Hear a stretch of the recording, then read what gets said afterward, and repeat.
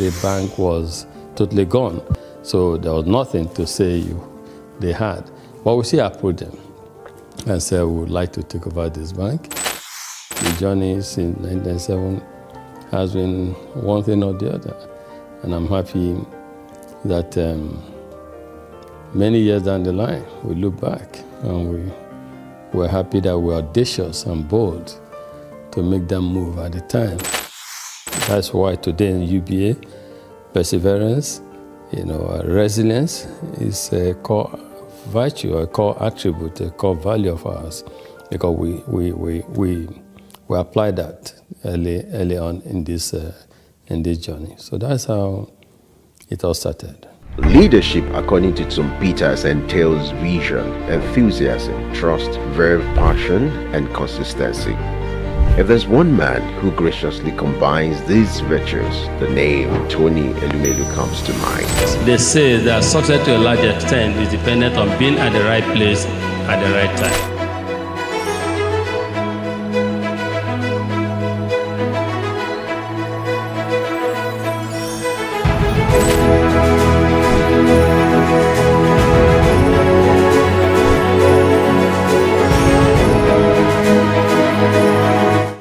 I say to people, my elder brother, who is 7 years older than me, he doesn't have gray hair.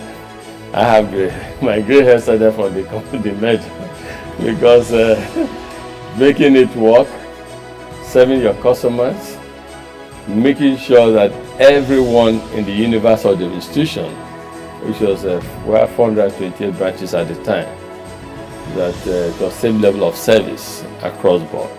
Customers of standard trust bank that were used to a certain level of service delivery, you will not want them to come to the new institution and have a drop. From the womb of time, Tony Elumelu has been an embodiment of nobility and excellence. He remains one of the flying eagles and shining eggheads of the banking industry. The life and times of Tony is an inspiring tale. He is one Nigeria who is unmoved by material wealth and self-aggrandizement. Tony's noble qualities were on from his humble background. Throughout my career, known Tony Elumelu as a self-made Nigerian. The name Tony Elumelu is synonymous with youth development and entrepreneurship. This is a man, a Nigerian, that we should all be proud of, who has inspired, motivated, supported, and empowered millions of Africans, millions of African youths. He's an icon in his own class. He's a captain of the industry. He's a patriot, a selfless philanthropist, and someone who can say is carrying the banner of Nigeria. Growing up with 4 siblings in Jos Plateau State, the cowboy of the banking industry who hails from Anocha North local government area of Delta State, believed in the democratization of law combined with hard work. He began his career as a copier salesman. One of those days when you used to meet at Elumelu,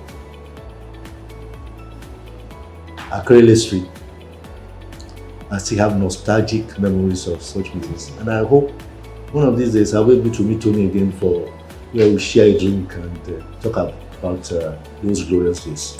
The Ambrose Ali University graduate of economics also bagged a master's degree in economics from the University of Lagos. In 2019, he received an honorary Doctor of Business degree from Bayero University, Kano. Going to university, I just thought I wanted to be a businessman because my mom's brother, my mom and his brother were just 2 of them. So my uncle was a businessman, in Nigeria, and was quite successful at the time. And I was influenced. I thought he was very rich, and also I wanted to be a businessman, but not knowing whether just a businessman, you know what I mean? Because he was described then as a businessman. And but in the university, that was why I read economics, just to see. But in university, I got more enlightened because I knew more how things operated.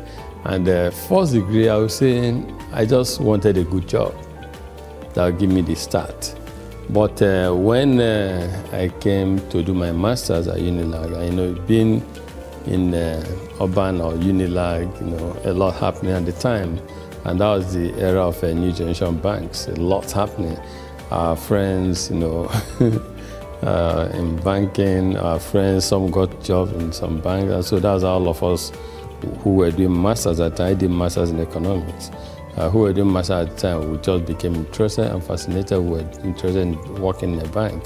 New generation bank, not old generation bank, not. And so that was how it all started. And we started applying for jobs in our banks. And I got, yes, at the master's level, it was clear I wanted to work in a bank. And yes, that was started. As in then, Santana was a posh guy. So we the oppressors in school, I must say. And then we too wanted to become the big boys in future with the brochures, suspended.